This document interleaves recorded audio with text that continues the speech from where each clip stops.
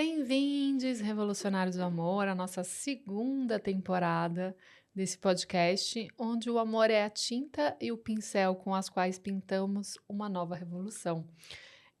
Meu nome é Savas. Meu nome é Alessandra Bier e o tema de hoje é O Amor é Arte.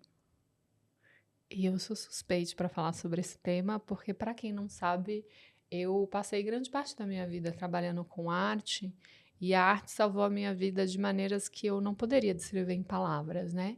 E lembrando sobre coisas que a gente é incapaz de descrever em palavras, quando a gente fala revolucionário do amor, essa palavra amor, ela não está falando de amor relacional, ela não está falando de amor entre pessoas, ela está falando de isso que é algo impossível de ser posto em palavras, mais facilmente dito em poesias, mais facilmente ditos em telas, em dança, em expressão, porque a gente não consegue alcançar o que a gente chama do mistério da existência, ou Satchitananda, ou Deus, ou a divindade.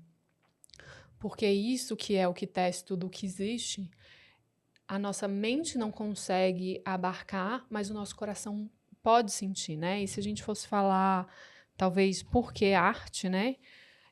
Uma grande bailarina e muito importante para a dança moderna, a Mary Wingman, ela fala que se ela pudesse traduzir em palavras o que ela sente, ela não precisaria dançar. Então a arte surge nesse lugar onde a vida não basta, como diria Ferreira Goulart.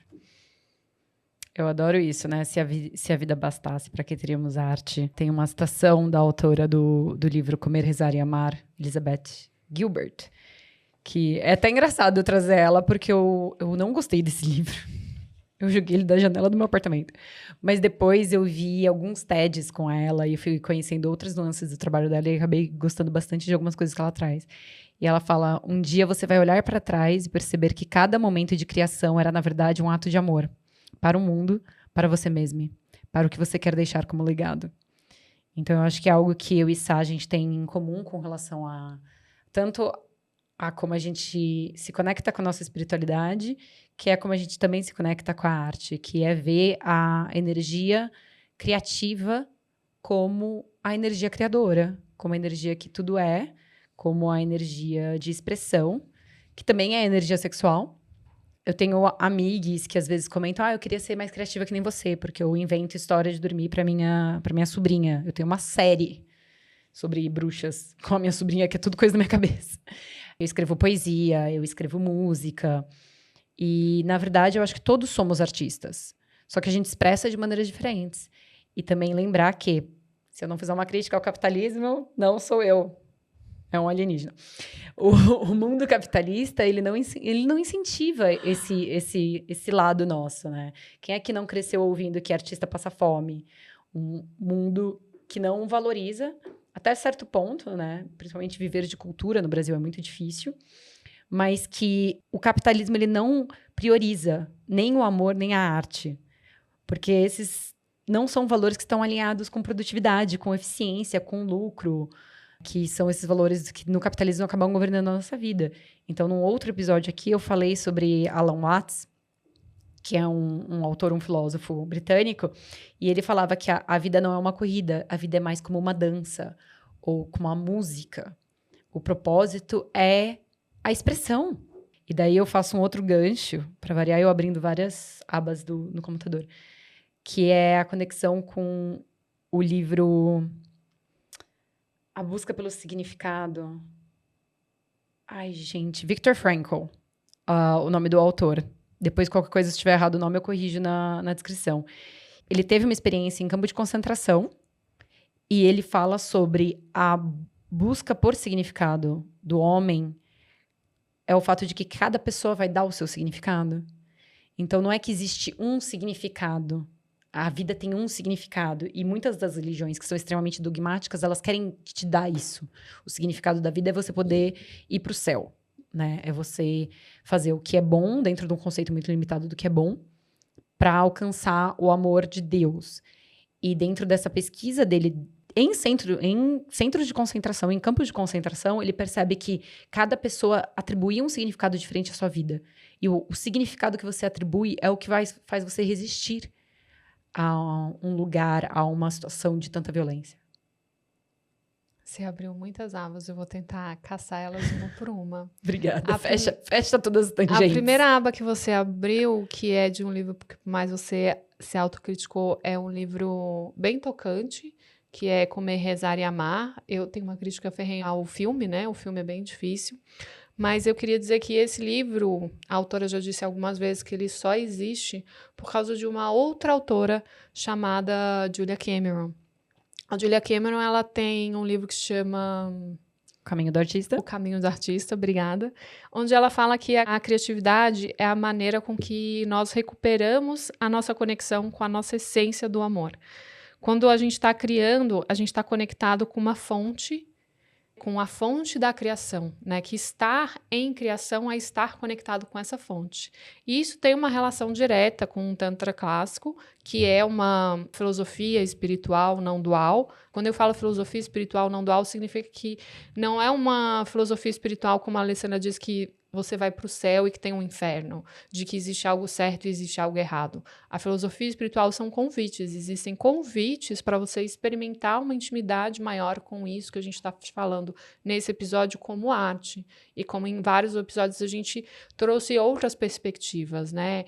Aquela máxima de se você pedir para um poeta descrever uma maçã, ou se você pedir para um cientista, é o mesmo objeto, mas são descrições muito diferentes. Então, cada um tem a sua perspectiva de vida, cada um tem a sua voz no mundo.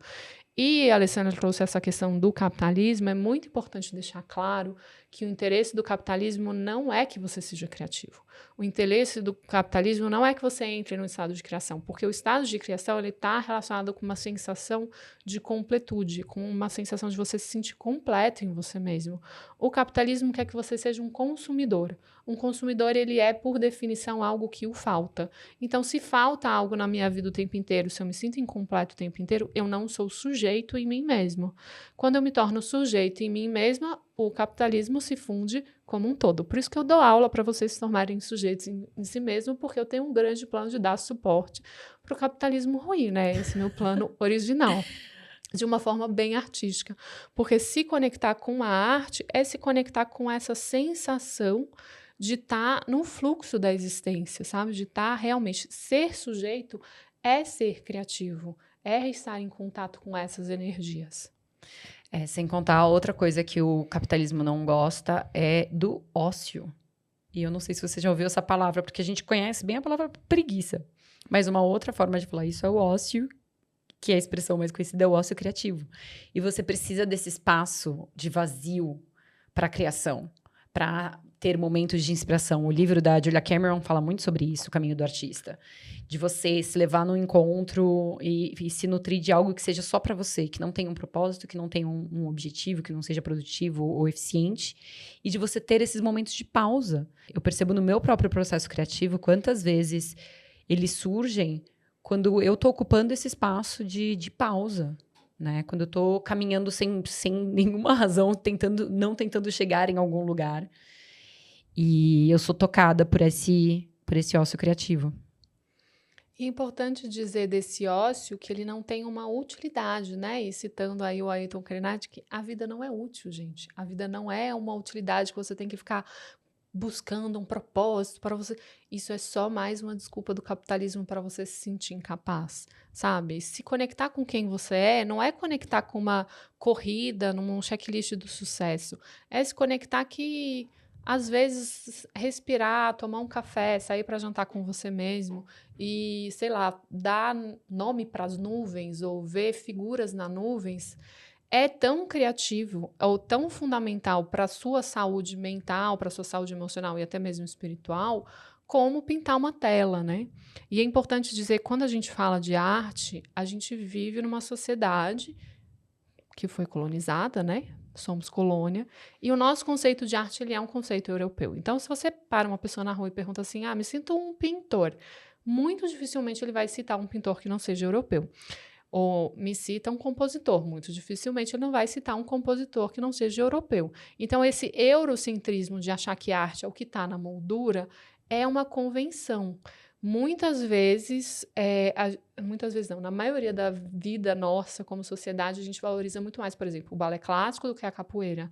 E não é que a capoeira é inferior Uhum. em relação ao movimento, em relação à arte, ou em relação à produção de arte como movimento. A Uhum. capoeira é tão importante para a arte quanto o balé clássico. A questão é, o balé clássico tem uma moldura de importância por conta da colonização.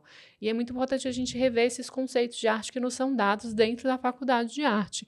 A maioria dos professores de faculdade de arte hoje, ainda no Brasil, tratam a arte como um lugar eurocêntrico. Então, o que importa é o que está na moldura. O artista é aquele que está dentro das grandes mídias. E se reconectar com isso que a Julia Cameron traz, do nosso artista interior. Se conectar com esse estado de criação a partir de que você é o próprio artista da sua vida. Você pode pintar os seus pensamentos, você pode colorir a sua vida, você pode dançar a sua vida. O Roger Garaldi, que é um filósofo que eu gosto muito, ele diz que o que aconteceria se, em vez de construir a nossa vida, nós tivéssemos a loucura de dançá-la? Essa importância de você se permitir mesmo, sair desses padrões que se é impostos. Gostei muito de você ter pontuado isso, né? De que a gente tem um padrão eurocêntrico com relação à arte. A gente tem isso para muita coisa, na verdade, né? E de como a gente acaba julgando a arte de um lugar que eu não sei nem o quanto é factível se fazer. Porque como você avalia que uma arte ela é boa ou ela é ruim? A arte ela é a expressão do que o artista está sentindo. Na verdade, uma coisa que eu acho brilhante, que é o que eu chamo da dor do artista, que para mim a dor do artista é um reflexo, é uma sensação de não ser compreendido. Eu vejo um pôr do sol e eu não vou conseguir descrever esse pôr do sol para você, ou como eu tô me sentindo ao ver esse pôr do sol. E daí o artista, ele cria a arte para tentar transpor essa barreira, para transcender o incomunicável, para transformar o intangível dentro de si. E como que eu vou dizer que isso é bom ou é ruim? E eu acho que essa dor do artista, na verdade, é uma dor da alma. É uma dor de todes, que é esse lugar de não se fazer entender. Por mais que empatia seja a gente tentar se colocar no sapato do outro, a gente nunca consegue, né? A gente nunca vive a vida pelo outro ou do ponto de vista do outro. E ao mesmo tempo que esse é o lugar onde reside a dor, nessa lacuna, também é um lugar que eu acho que a arte ela ganha poder, porque ela provoca, ela mexe, ela desafia, ela instiga. Porque no final é isso. O espaço de incompreensão da arte é esse lugar onde eu quis expressar algo, a minha intenção foi uma, e de repente a pessoa que está observando está interpretando uma coisa diferente. Então, na lacuna, jaz a dor e a beleza da arte ao mesmo tempo, na minha visão. Isso que você disse me lembra muito o trabalho do Urumi, porque, para quem não conhece, gente, o Urumi é um poeta místico do século XIII e os poemas dele são muito sobre isso que aqui nesse podcast o tempo inteiro eu estou chamando de amor, sobre isso que é impossível de ser posto em palavras, e ele vai, a partir da poesia, tentar tatear isso que é indizível, que é a experiência humana, porque, né, você pode ver trocentos pôr do sóis, cada pôr do sol é um, cada instante é um, cada respiração é um. O Rumi, ele acreditava que se fundir com o divino, com Deus, com isso que a gente está chamando de amor, é realmente se fundir com um Deus, é ser amor. E a expressão desse se fundir, ser um com o divino, é a partir da arte. Então, quando a pessoa que cria e a criatura se tornam uma só coisa, você tem esse estado de êxtase que se transforma em arte. Dentro dessa filosofia, a palavra que muitas vezes a gente fala sobre Deus tem dentro dela prazer. E esse prazer não é um prazer do tipo um gozo rápido. É aquela sensação, sabe, de arrebatamento com o universo. Tanto que a palavra ela tem um A alongado. É Ananda. Sabe quando fica assim? Ai, meu Deus, que coisa maravilhosa é a expressão da vida. Esse A que a Alessandra acabou de falar. Essa sensação de dádiva, de prazer orgásmico com o mundo. Tem uma santa católica que tem uma escultura dela que ela está em gozo com o divino, né? Que é Santa Teresa de Ávila. Ela está nesse estado de êxtase com tudo que existe. E a arte tem essa capacidade de nos levar para esse estado. E a arte é uma ferramenta, assim como a linguagem, muito forte para nos lembrar e para nos trazer para esse estado de amor mesmo. E é engraçado, né? Como a arte é essa ferramenta, principalmente da expressão desse lugar do amor, né? Que a gente está trazendo em todo o podcast. E eu percebo, eu comentei no episódio passado, se você não assistiu, vai assistir. Fica a dica. Não é minha posição. Trabalhamos com consentimento. Eu falei sobre como eu amo linguagem, e eu amo comunicação, e eu amo palavras. Mas uma das minhas grandes frustrações é que muitas vezes eu não consigo comunicar. Né? Uma pessoa que trabalha com comunicação, que estuda comunicação, nada é mais frustrante do que eu não encontrar as palavras necessárias. Mas eu escrevo poesia. E muito do meu processo de escrever poesia é falar o que eu não estou conseguindo falar. Eu não consigo me expressar em palavras, mas eu escrevo poesia. E poesia é essencialmente palavras. Mas é diferente. Eu percebo quando eu estou recitando um poema que eu escrevi sobre algo, se eu tentar explicá-lo, se eu tentar traduzi-lo às vezes, né? Porque eu tenho muitos conexões, muitos amigos que não falam português. Muda a intenção, muda o sentimento. E eu escrevo muito desse lugar de sentimento, que me traz esse lugar que é outra coisa que o capitalismo não quer que você seja. Para você amar e para você criar arte, é necessário sensibilidade. Eu acredito nisso, pelo menos. E a gente vive num mundo que nos Fala a palavra para mim. Dessensibiliza. Obrigada. Então, você ser uma pessoa sensível no mundo que a gente vive é um ato de resistência. E a sensibilidade, ela é necessária para você criar arte. Tem um filme que eu gosto muito, que eu sempre falo, chama 9 Dias. Eu posso deixar nas referências, eu não sei qual plataforma ele está disponível. Que é como se fosse um lugar de purgatório, onde uma pessoa vai escolher a próxima alma que vai encarnar. E uma das coisas que você percebe no filme é como que aquela pessoa que está sendo o juiz, digamos, já encarnou uma vez e, em algum nível, o mundo era muito difícil de lidar. Para uma pessoa que é muito sensível, o mundo que a gente construiu, um mundo de dominação, um patriarcado, de colonização, né, capitalista, é desafiador para almas sensíveis. E ele fala, eu mando flores enquanto outras pessoas mandam porcos. Porque é como se existissem vários juízes escolhendo quem vai para a Terra. E existe uma outra personagem que desafia ele a resgatar esse lugar de sensibilidade. Porque isso dá cor à vida. E é onde ele estaria se anestesiando, cortando uma parte de si, deixando de viver algo nesse processo. O filme é muito lindo, 9 Dias eu recomendo, a trilha sonora é muito boa, foi feita por um brasileiro. E é isso que eu queria falar. Eu fiquei um pouco no estado de Ananda, vou voltar para falar o que eu gostaria de dizer. Uma coisa que a Alessandra trouxe, que eu gosto muito, esse lugar de eu não consigo me expressar em palavras, eu vou escrever poesias. E uma coisa interessante da poesia, da literatura, da dança, é que a arte, ela não termina no artista nem na obra. A arte, ela só se completa na pessoa que está assistindo, na pessoa que está escutando. Então, cada obra de arte vai tocar e vai ser interpretada pela pessoa que está assistindo. Tem uma artista brasileira que eu sou completamente apaixonada, que se chama Lígia Clark. Ela tem uma obra que se chama Bichos. E nessa obra ela fala muito dessa relação de como a pessoa que está vendo a obra é fundamental para a construção da obra. E daí ela traz isso numa forma de que ela cria esculturas, que normalmente são coisas sólidas e não maleáveis, né? E normalmente muito grandes. Ela traz esculturas articuladas. Então é uma série dela, não é só uma, é uma série muito grande delas que se chama Bichos, onde você pode articular as esculturas e criar para você uma própria narrativa. E daí você pode fazer isso cada dia com o seu estado que você tiver.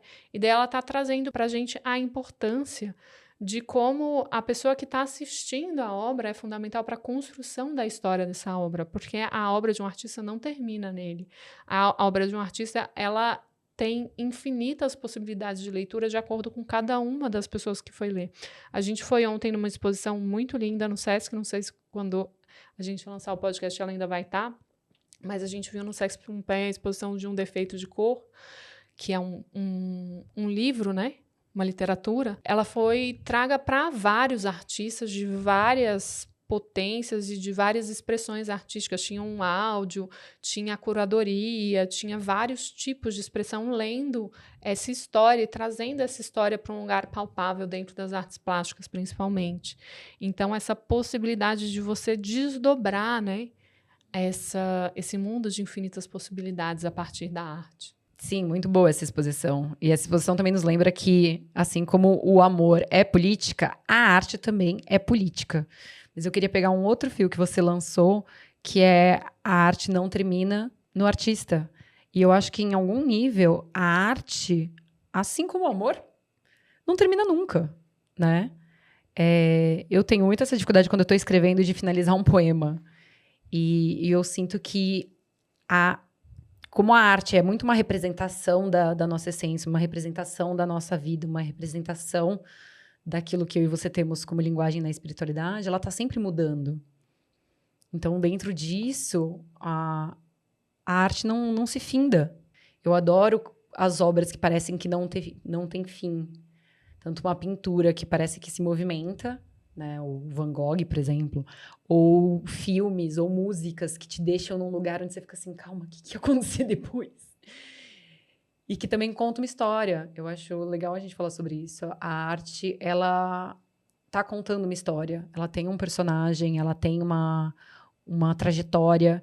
Eu adoro quando muitas músicas, para além da literatura, têm essa capacidade de contar uma história. Um dos compositores de trilha sonora que eu adoro, eu esqueci o nome dele, Hans Zimmer. Ele fala sobre isso.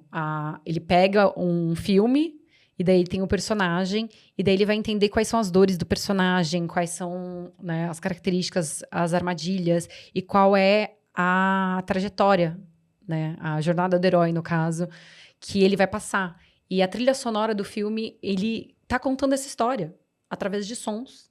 Não tem letra, a trilha sonora.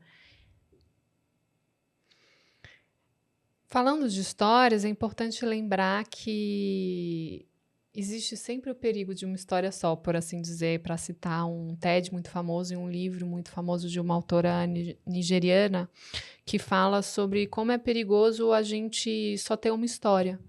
Então, essa pluralidade de várias histórias, de várias vozes, a partir de um lugar artístico, a partir de um lugar de realmente conexão com isso que a gente está chamando de alma, de amor, essa conexão profunda com o ser, com a consciência, ela vai trazer novas histórias. E dentro da maioria das artes, seja literatura, seja dança, seja teatro, seja artes plásticas, a gente tem uma priorização, como eu já disse, das histórias brancas, cis, hétero, sabe? Por mais que vocês possam falar, nossa, já tem tantos filmes de lésbica no Netflix e nas redes. Não tem, gente. Existe, tipo, 98% dos personagens são héteros, cis e brancos e 2% são não normativos. Conceição Evaristo, né, ela tem um termo que eu acho muito bonito, ela fala sobre a escrevivência. Ela fala da importância da escrita para você sobreviver, que ela escreveu o livro dela para ela conseguir sobreviver àquela realidade tão dura que ela estava sentindo. Então, a escrita, principalmente a escrita de mulheres negras, ela vai trazer esse lugar de sobreviver. E isso me toca muito profundamente, porque eu sinto que eu só sobrevivi, que eu só estou vive hoje, porque eu tive a dança na minha vida. A dança salvou a minha vida mais vezes do que você possa imaginar. Ela deu sentido para a minha vida e ela fez com que a vida fizesse realmente sentido, né? O Nietzsche tem uma frase que ele fala que sem a música a vida seria um erro. E esse entendimento que a arte faz com que a vida seja realmente algo desfrutável. E assim como o amor exige um tanto de improvisação, esforço contínuo, disposição para vulnerabilidade, e a gente trata o amor aqui no podcast como uma prática e que exige essa dedicação, a criatividade, a arte, ela também exige isso. Tem um autor que eu gosto, que para mim foi muito importante no meu processo artístico, para bancar o meu processo artístico, que eu tinha muita resistência a ele, por conta de todas essas histórias, né? Artista passa fome, quem sou eu para produzir arte, arte de qualidade, uma pessoa que tem uns traços tóxicos de perfeccionismo, né? Como produzir uma arte que valesse a pena. E, enfim, momentos de vulnerabilidade. O autor do livro chama Steven Pressfield, e ele escreveu um livro que chama A Guerra da Arte.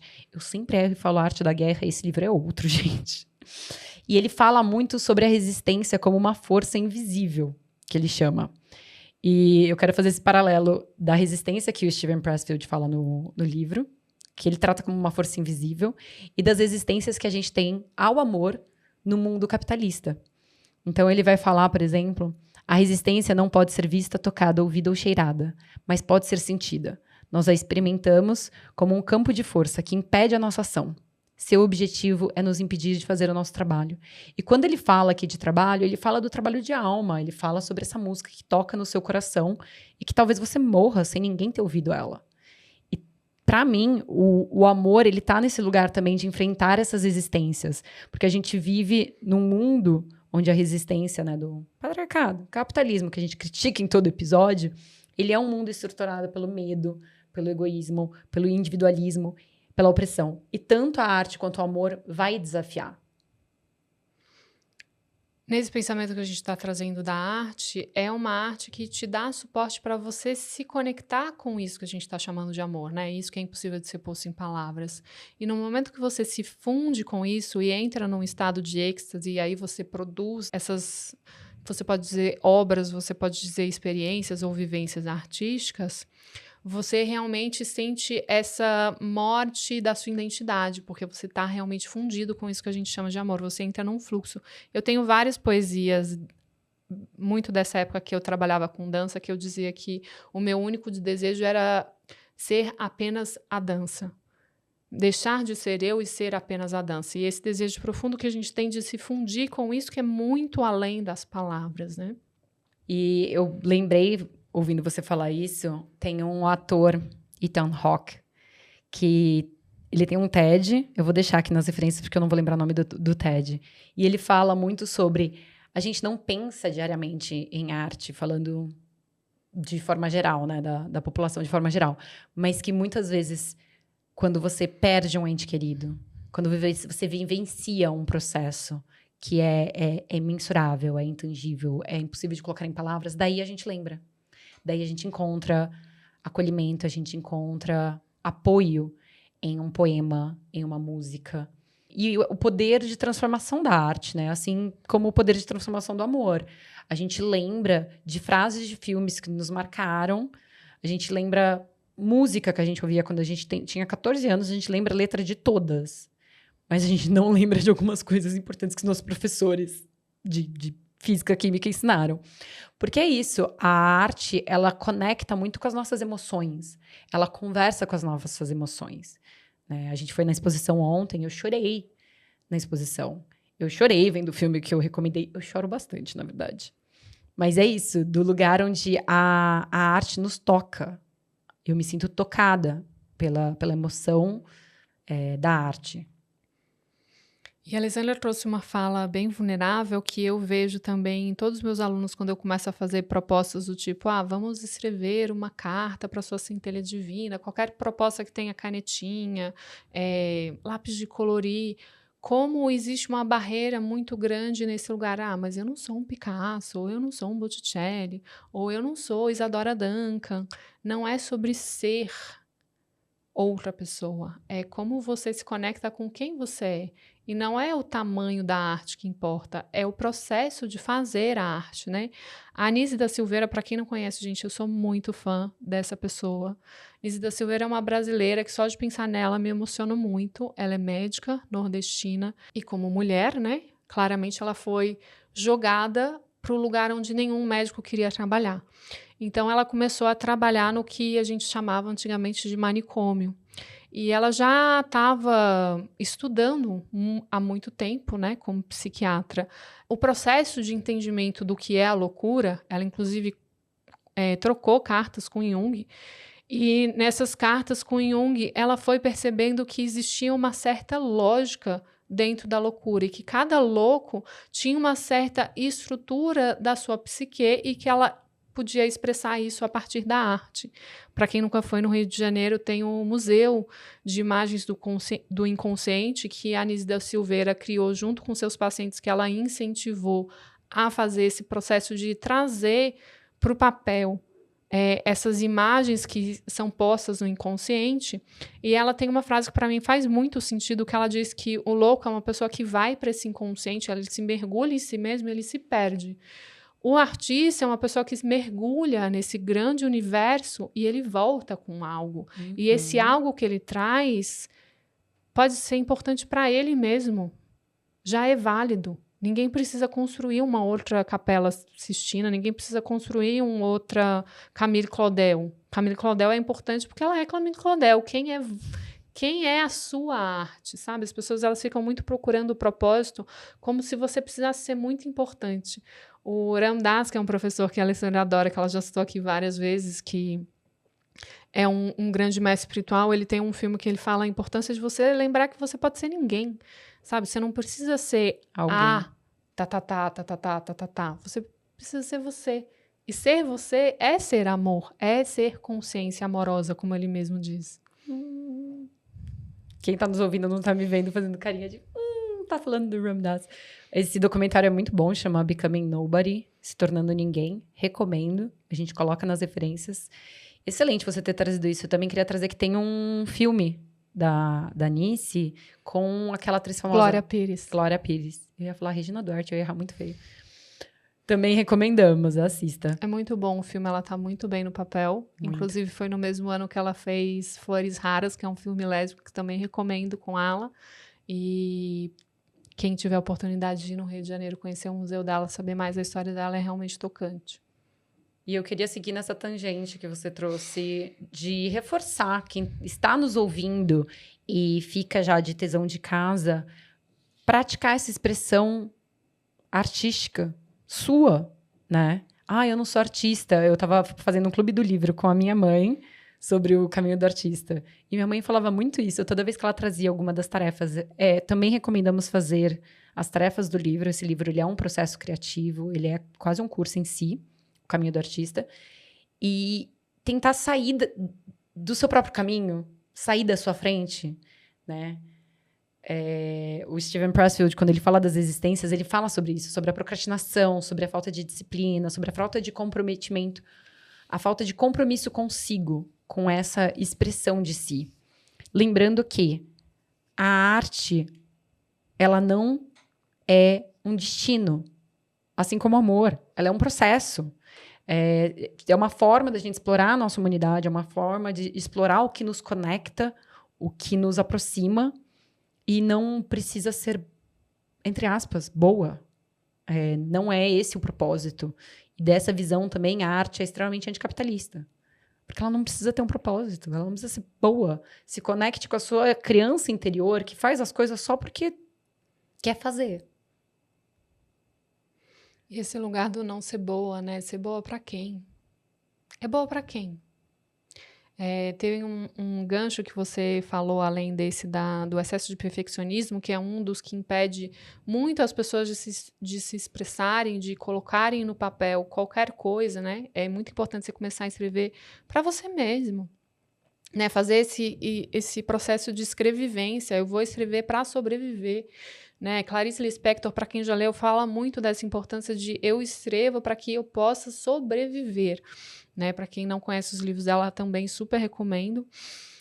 Tem um filósofo que toca meu coração de uma forma que poucos filósofos tocam, que ele é tcheco-brasileiro, ele se chama Willem Flusser. Ele vai definir a arte, ele vai definir a realidade, em primeiro lugar, também como linguagem. E ele vai dizer que se tudo é linguagem, se tudo que existe é linguagem, isso se chama copo, isso se chama não caneta, e como eu construí no episódio passado, que isso também bate muito com a teoria do Tantra, onde tudo que existe dentro da linguagem, ele vai dizer que a arte é romper com essas programações, porque a linguagem ela traz consigo uma programação sociocultural, uma programação histórica, uma programação de gênero. Então, para você transcender essas limitações, para você se desprogramar, a arte é muito importante, porque a arte vai fazer rachaduras, ela vai fazer escaras, aberturas, como fala quando a terra racha? Qual é esse termo? Eu não faço a menor ideia. Quando a Existe um Terra termo. tem uma palavra específica. Tem. Tem. Mas terremotos internos. A arte é capaz de trazer terremotos internos para que a luz realmente possa entrar dentro de você, para que esse êxtase do amor possa pintar dentro de você, né? A arte ela é muito importante para você entrar em contato com esse estado de êxtase. Dentro dessa filosofia que, né, eu trago todos os capítulos do Tantra não dual, e daí, gente, eu ainda não falei isso, mas Tantra não dual não é sobre sexo. O que você normalmente chama de Tantra é Neotantra. Eu não entrei nesse tema ainda, porque é um tema grande. Tava demorando. Mas o Tantra clássico não dual, ele vai falar sobre o mundo ser uma dança. E a divindade que representa, por exemplo, a tela, ela é tão importante como a divindade que representa a pintura. Então, para o Tantra clássico, a realidade ela é percebida a partir de energia e consciência. Então, tudo que é percebido a partir de energia e consciência, e que a divindade que criou tudo que existe, ela está o tempo inteiro criando, constantemente, né? Shakti estaria o tempo inteiro dançando para Shiva. E daí, gente, não é uma linguagem nem um pouco heteronormativa, onde existe uma mulher dançando para um homem, porque como você consegue reducionar, fazer tão pequeno o que é a divindade, que é consciência, em homem. Homem é uma construção social, tá, gente? Se você não sabe isso ainda, homem é uma construção social. Afinal de contas, o que é ser homem no século XVII? O que é ser homem no século que a gente está no Brasil? É totalmente diferente. No século XVI, na França, ser homem era usar salto alto, pó de arroz e peruca. Pergunta para alguém brasileiro se você anda de salto alto, peruca na rua, se você é homem. Então, essa construção do que é ser homem é uma construção social. Shiva é a consciência de tudo que existe. Ele é a tela em branco, ele é o vazio, ele é o impulso, o som primordial. E Shakti é a própria criação de tudo que existe. E entrar em contato com essas forças, né, que não são forças opostas, é entrar num estado de arte. E tava demorando, tava demorando pra fazer essa diferenciação de Tantra e Neotantra. E antes da gente acabar esse episódio, acho que a gente abriu pra variar bastante tangente. Eu queria muito que a gente compartilhasse alguma arte nossa. Afinal de contas, a gente tá falando que o amor é arte, nada mais justo. Não é mesmo? Topa? Bom, eu admito que o pedido da Alessandra me tornou bem vulnerável. Eu vou compartilhar uma poesia que tá comigo nos destaques do Instagram, se você quiser ler ela depois. Tá lá nos destaques. Eu tenho um destaque no Instagram que se chama Poesia. E vou deixar aí a vulnerabilidade de dizer que meu coração se sente um pouco expandido de compartilhar o que eu escrevi. Essa poesia não tem nome. Ela começa assim. O divino é tudo, sempre presente. Estar com ele e estar presente. A vida é poesia pedindo para ser lida e escrita. O tempo não é nosso, não é dos viventes. A vida não nos pertence. Nosso único real serviço é a devoção ao ser, que tudo é. Se entregue, pois não há nada no seu controle. Nem alguém existe em ti para você controlar. Você é, somos todos.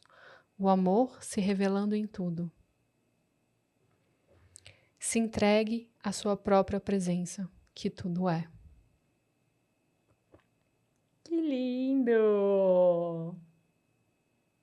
Gratidão. Gratidão por aceitar o meu convite espontâneo da gente compartilhar a arte no nosso podcast. Eu não sabia qual poesia trazer das minhas, e eu pensei de trazer uma que eu escrevi um dia que eu vi Ana Muniz, é uma artista incrível, tocando ao vivo, que é aquele tipo de artista, de música que realmente toca a alma. E eu acho que fala muito desse lugar de amor e fala de todas... Depois eu recitei essa poesia novamente para Geni Nunes, que eu acho que fala de todas as pessoas que movem o seu trabalho através dessa ferramenta do amor, né? Então é assim. É medicina, essa menina. Vem falar de amor como quem nem tem rancor. É mentira, não existe. Todo mundo que sente é porque vive. Viver é sentir tudo. Experienciar o absoluto. Quem tá vivo, canta. Quem é de sonhar, dança. Quem é de falar de amor, que ame. Ame mais. Ame até quem odeia demais. Ódio é medo. Medo às vezes se disfarça de apego. A outra moeda é desespero. Aversão é rejeitar aquilo que dói no coração. Mas se tem que sentir, tem que ser tudo. Renunciar ao absoluto é renunciar a deusa. É deixar de viver ao mar. É deixar de amar. Quem não ama não vive. Perde a esperança e se deprime. Depressão é o mal de toda nação. Vem do medo e se perde no viver em vão. Medo, maldito medo, qual será o seu segredo? O segredo é ser fiel a quem se é. Não é religião, mas é preciso fé. Fé de que há algo maior que nós, maior que nossos pais e nossos avós, maior que a perda e o ganho, maior que a ilusão e o sonho, maior que a separação. É o bem maior que vem da união. A união com o outro é a união com os cosmos. É se lembrar do grande, o único propósito. O propósito é viver, e viver é medicina. Vamos juntos, pra frente, pra cima. Eu admito que esse convite bem inusitado me traz muito um lugar de lembrança de como a minha voz como poeta, não sei o não binário para essa palavra, tô chutando, foi silenciada, sabe? Eu vim numa família muito culta, de uma norma de português muito grande, e eu tive... em muitos momentos, muito apoio, mas em muito tempo, muito silenciamento. E a maioria das pessoas com quem eu converso sobre o meu trabalho, sobre o que eu faço, como eu vivo, como eu entendo que o meu trabalho também é a forma com que eu me expresso e vivo a minha vida, a maioria delas fala: dá muito trabalho, é muito difícil, é mais fácil se manter na normose, no falar mentira, eu preciso muito coragem para colocar um poema em voz alta num podcast que sabe Deus quem vai escutar. Mas é importante dizer o quanto que eles querem nos silenciar, né? E o quanto que a nossa voz importa. O quanto os podcasts que são gravados aqui nesse estúdio, que são de pessoas trans, quantos podcasts que são gravados aqui nesse estúdio, que são de pessoas pretas, que são de pessoas fora da norma, falando de coisas anticapitalistas. Então, é muito importante perceber que o silêncio dói mais que a fala. Que isso que você está chamando de coragem, eu estou chamando de sobrevivência. Que a raiva que me impulsiona para gravar esse podcast ou para dar os meus cursos está muito relacionado pelo sonho de escutar algo que eu gostaria de ter escutado. Pelo desejo de ter referência de pessoas que eu não tenho na minha área. Não tem professores de sexualidade sagrada, de tantra, de relacionamento, LGBT, quase assim... uma porcentagem minúscula.